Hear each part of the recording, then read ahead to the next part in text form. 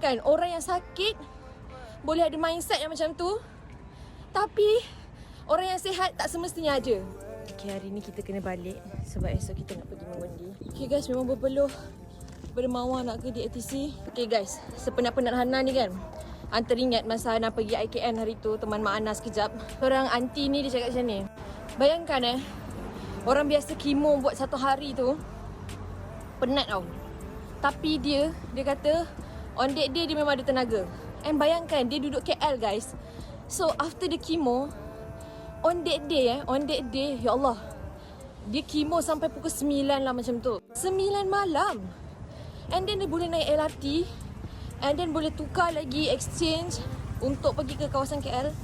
Like macam dia punya mindset, dia cakap dia memang penat, tapi kalau fikir pasal penat tu kan, kita tak dapat apa-apa. Like macam datang chemo sebab nak datang chemo, dah tak sihat kan, and then fikir pasal benda macam tu. So dia cakap apa yang mindset dia setting adalah perjalanan dia tu semua untuk exercise. So macam walaupun kita tak sihat, kita still kena ada exercise, kena gerakkan tubuh badan kita.